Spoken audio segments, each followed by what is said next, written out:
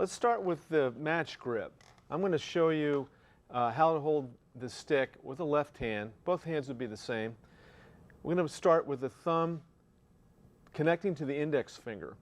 So you're going to start with the pad of the thumb connecting between the first and second knuckle, just like that.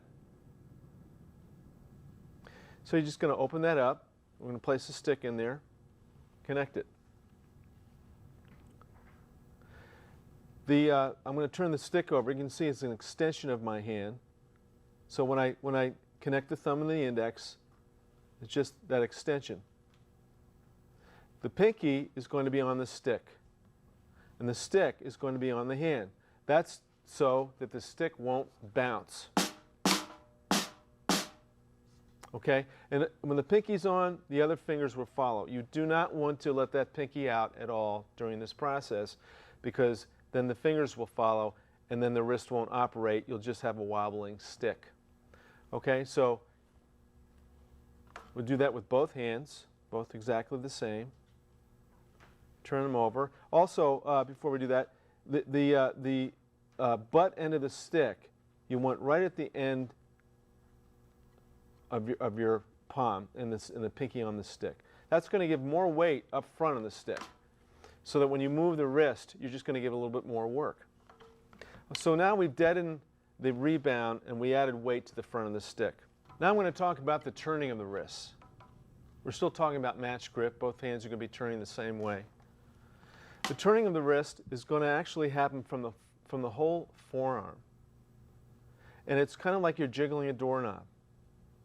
You know, when you do that, you're not going to jiggle it a whole lot like that. It's going to be just a little jiggle, okay?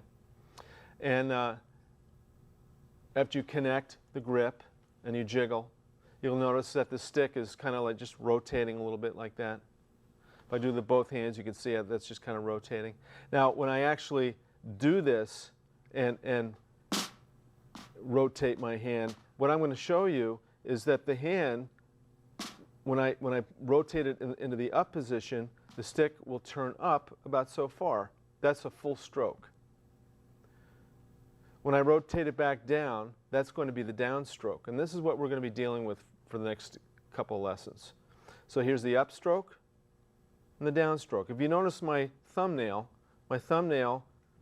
is pointing in this direction.